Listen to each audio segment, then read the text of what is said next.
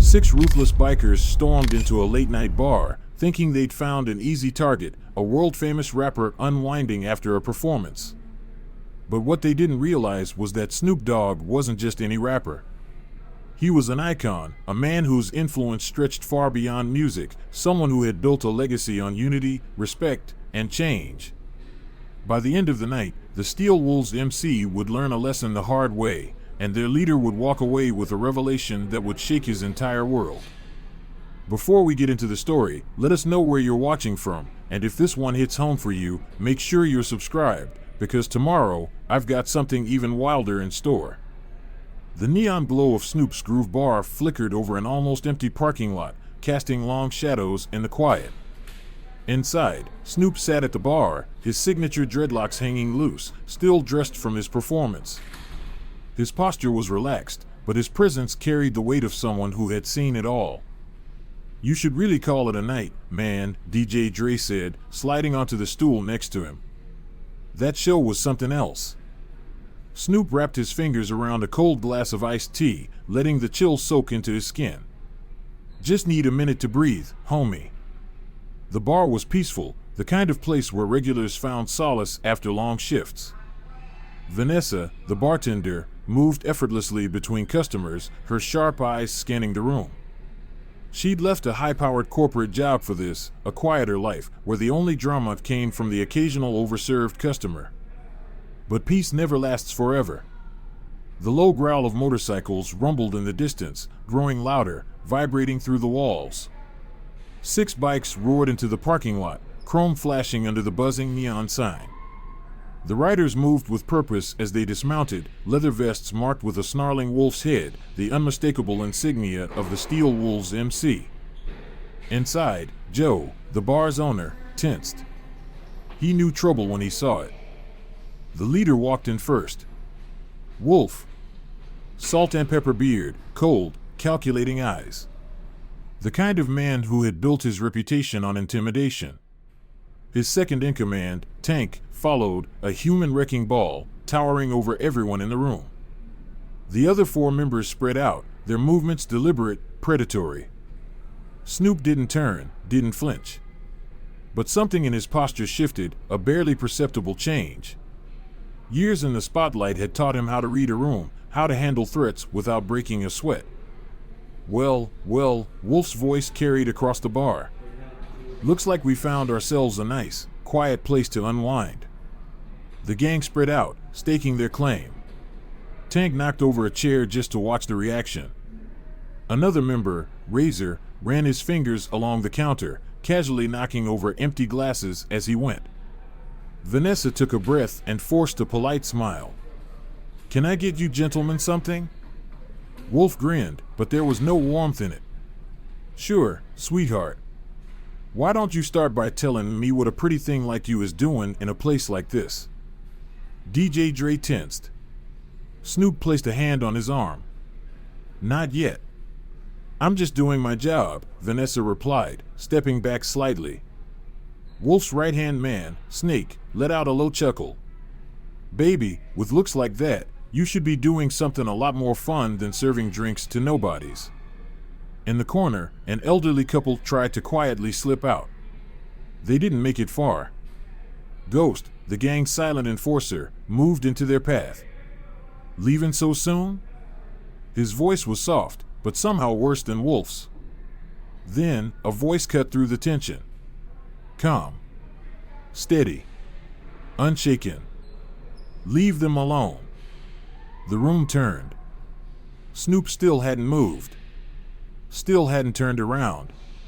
He took another slow sip of his tea, the ice clinking softly against the glass. Wolf's eyes narrowed. He stepped closer. "What was that, buddy?" Now, Snoop turned. His gaze met Wolf's, calm, unreadable. There was no fear. No hesitation. Just quiet, effortless authority. Wolf hesitated for half a second. Long enough to be noticed. "I said," Snoop repeated, "leave them alone. They're just trying to enjoy their night in peace." Tank cracked his knuckles, stepping in. "Looks like we got ourselves a brave little rapper here, boss."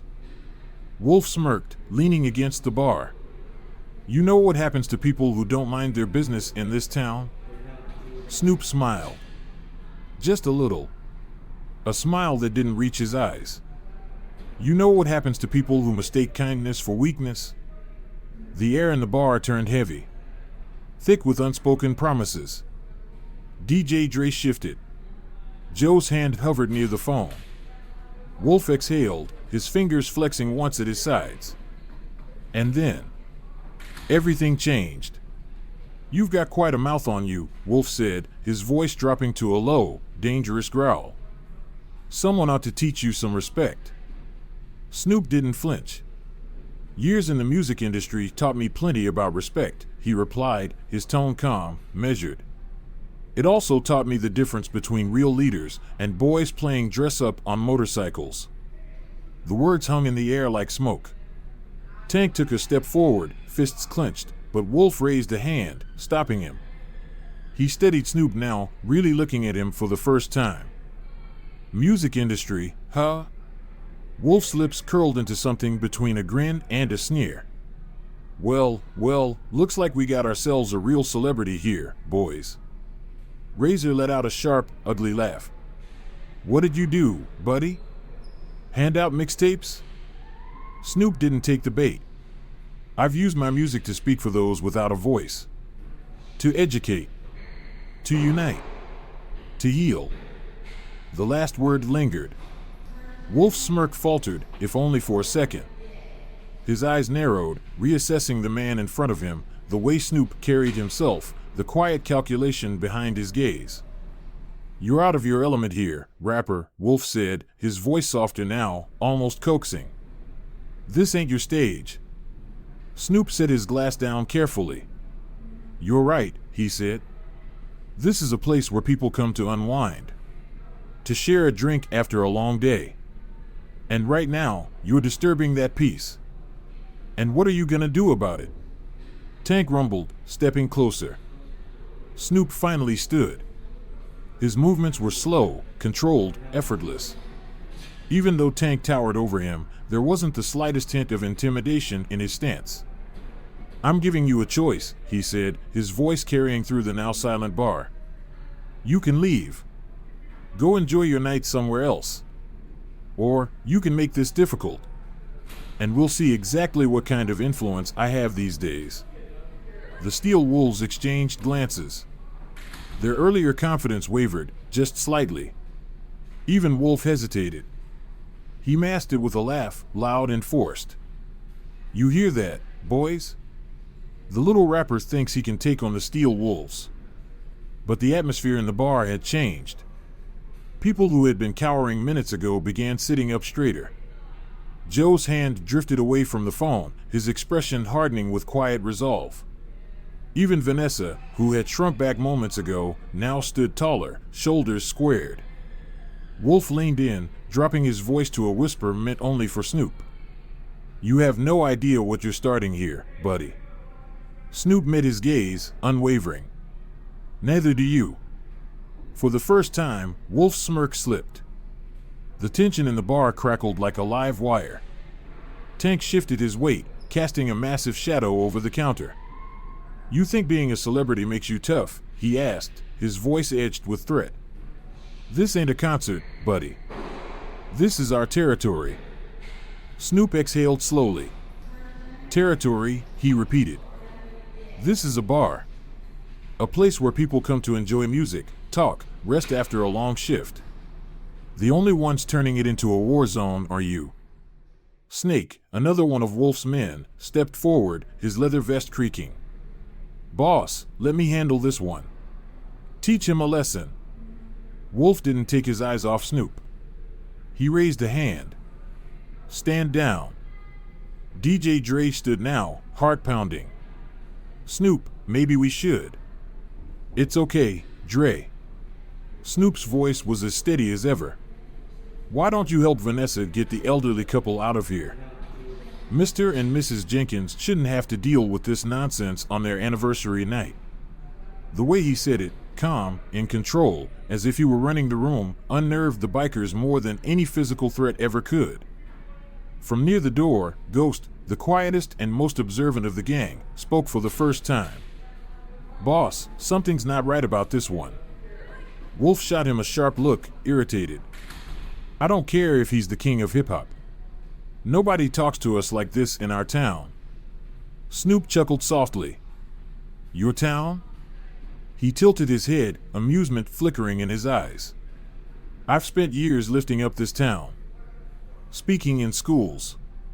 Organizing community events. Helping the youth find their voice. What have you done, except intimidate people who are just trying to live their lives?" Razor, frustrated, knocked over a glass, sending liquid spilling across the bar. "Listen to him," he scoffed. "Acting all high and mighty just 'cause he's famous." Snoop's voice didn't rise, but it cut through the noise like a blade. "Platinum albums. Sold-out tours. And I didn't just entertain." He held Wolf's gaze. "I used my platform to empower communities. To give back. To heal the wounds of neglect and violence. I've seen what fear does to a community. And I've fought against it, with every lyric I've written." Silence. His words landed. Even Wolf felt it, the weight of what they had walked into. This wasn't just a man with money and fame. This was a man with power. Real power. Wolf's jaw clenched. He needed to regain control. "You think fame makes you untouchable," he growled. Snoop's expression didn't change. "No," he said simply. "Influence makes me clear-headed." And in that moment, Wolf realized they had picked the wrong fight.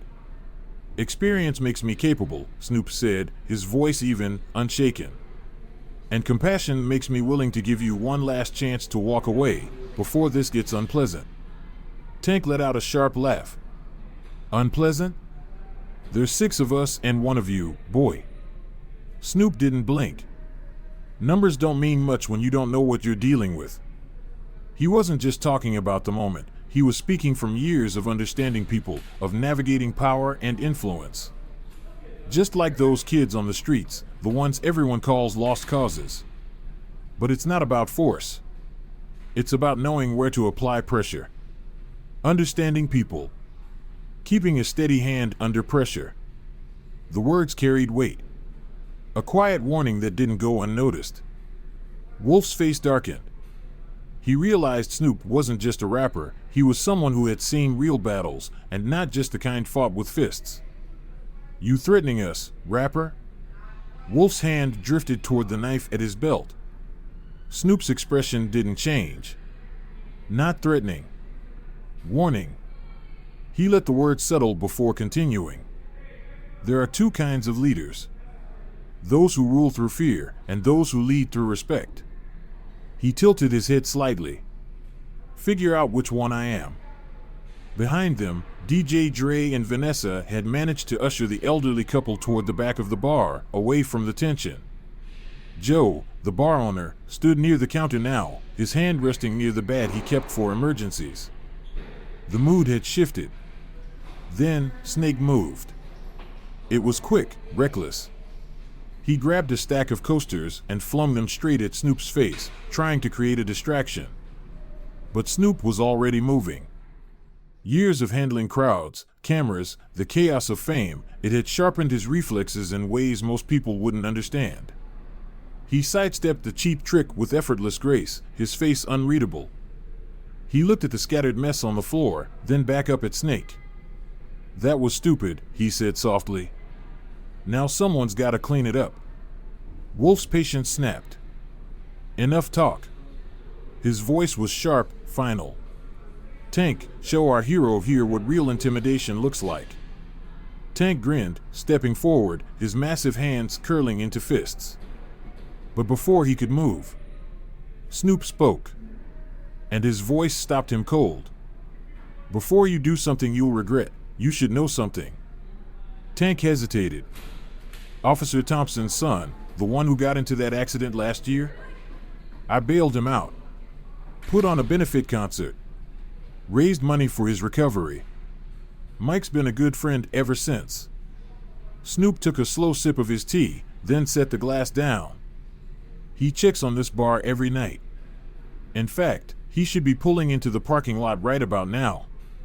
And then, like clockwork, red and blue lights flashed through the windows.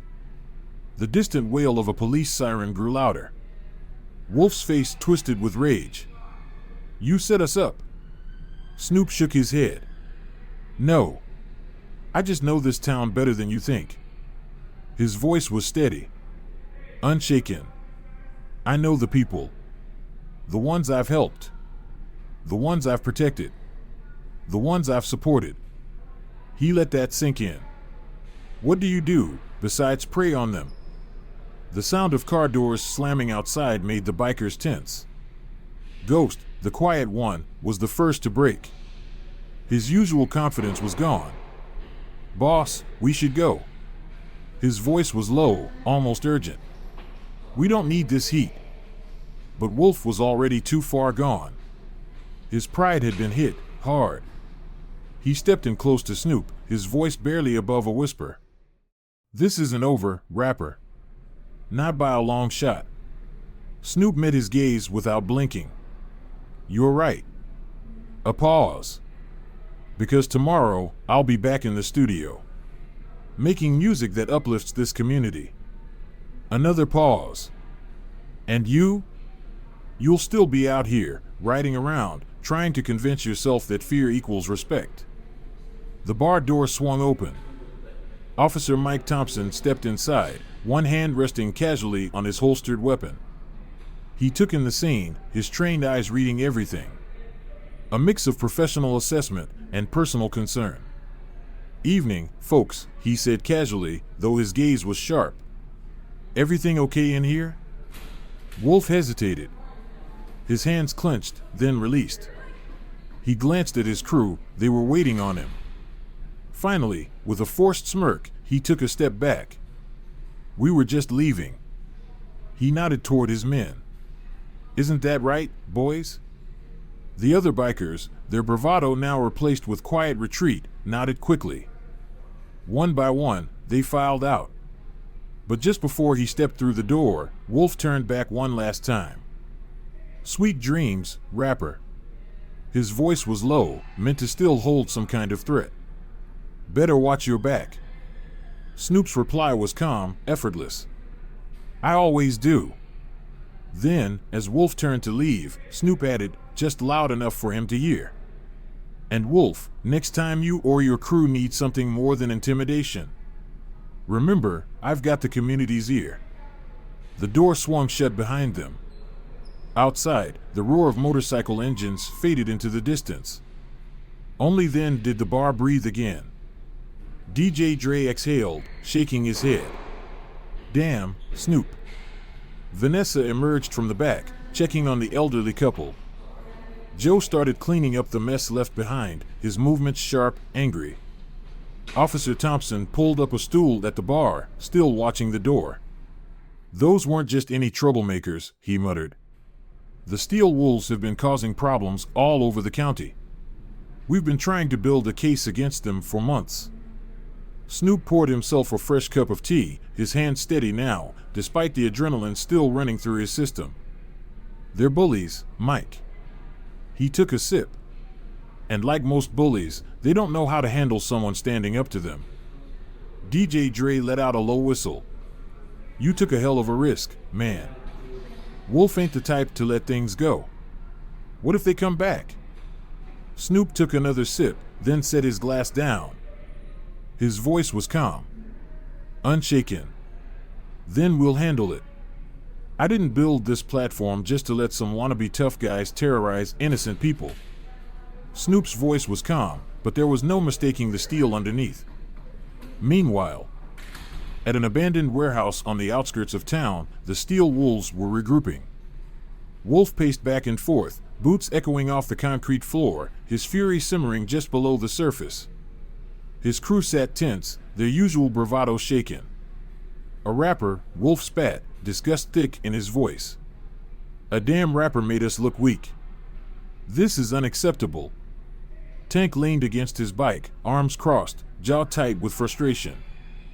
He's not just any rapper, boss. You heard what he said. His influence, his community work. Wolf whipped around, eyes flashing. I don't care if he's the king of hip-hop. Nobody disrespects the Steel Wolves. Nobody. Snake, always eager to please, stepped forward. So what's the plan, boss? How do we handle this? Wolf stopped pacing. A slow, dangerous smile spread across his face. We send a message. Not just to him, his eyes darkened, but to everyone in town. We remind them what happens when someone crosses us. Back at the bar, Mike was taking statements from shaken customers.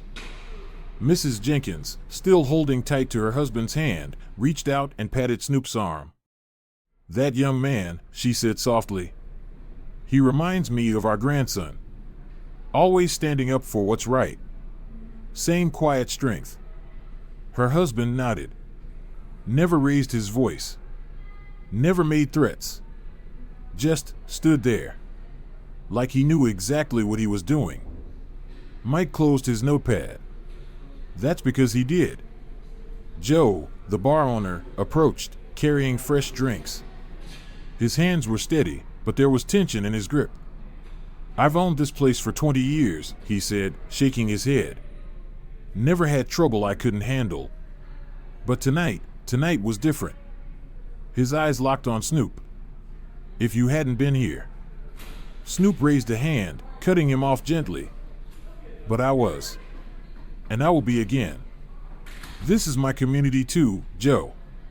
I'm not going to let anyone threaten it. Vanessa, still pale but regaining her composure, sat next to DJ Dre. The way they looked at us. She murmured. Like we were prey. She turned to Snoop. But you didn't look scared at all. Snoop leaned back, exhaling slowly. Fear is a choice. The words came from experience. Fear keeps people stuck. You learn to channel it.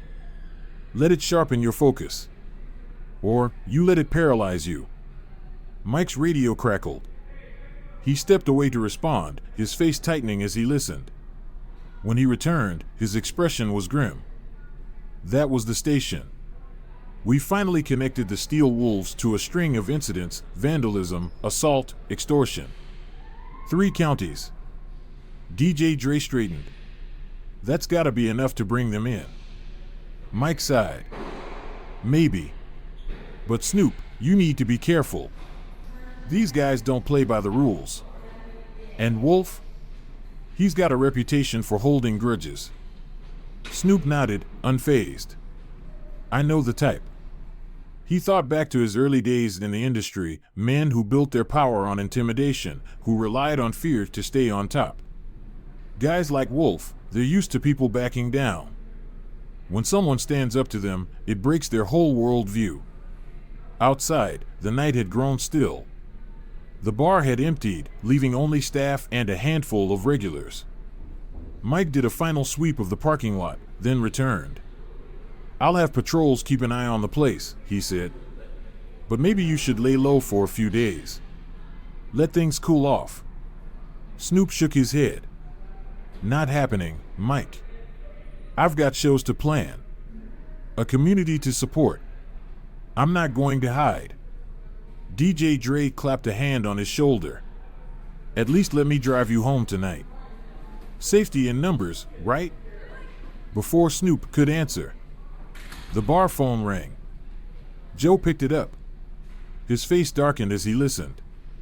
Then, without a word, he handed the receiver to Snoop. It's for you. Snoop already knew who it was. Wolf's voice came through, dripping with fake politeness. Just wanted to make sure you got home safe, rapper, he drawled. It's a dangerous world out there. Never know what might happen to someone who doesn't understand their place in the food chain. Snoop didn't hesitate. Is that really why you called, Wolf? To prove you can find a phone number? I'm not impressed. Silence. Then, Wolf's tone shifted. Darker now. Meaner.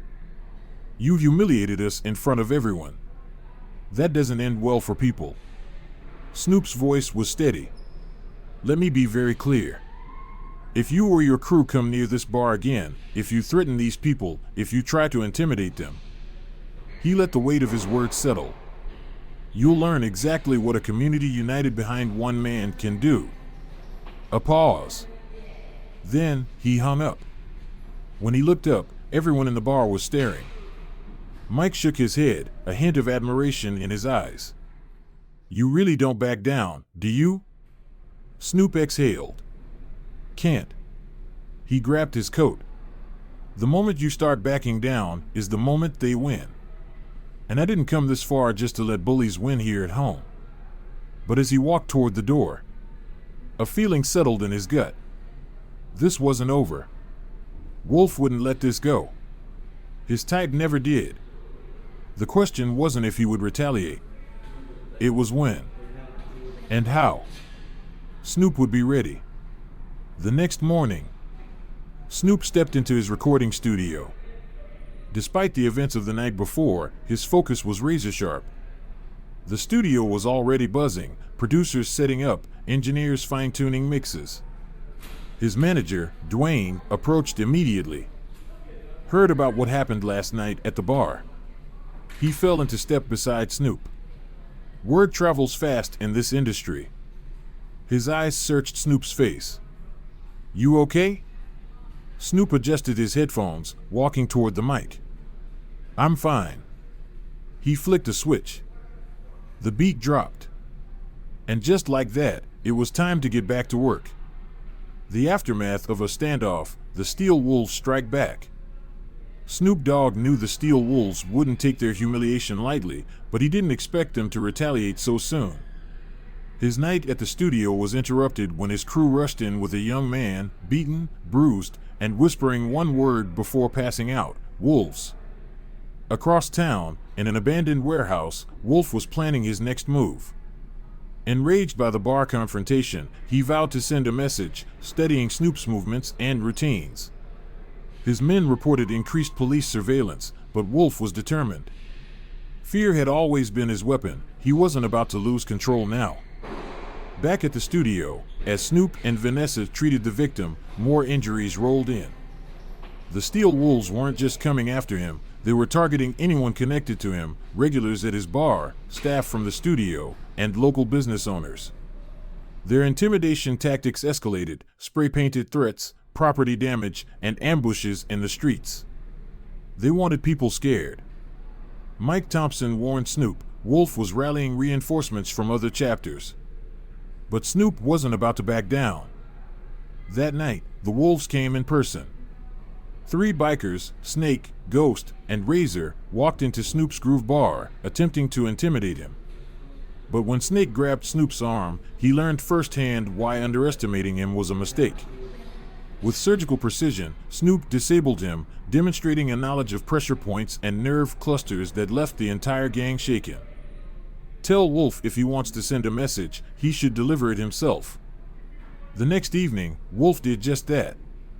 He arrived at the bar with an army of 30 bikers, surrounding the building in a show of force. But when he expected Snoop to stand alone, he was met with something he hadn't counted on: the community standing behind him. Studio staff, local business owners, bar regulars.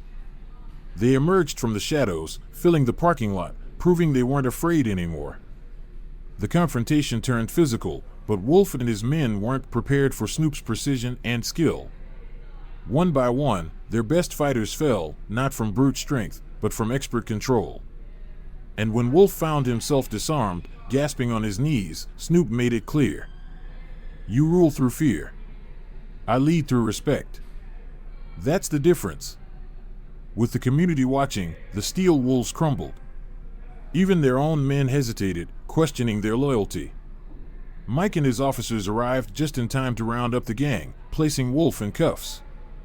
But this wasn't over.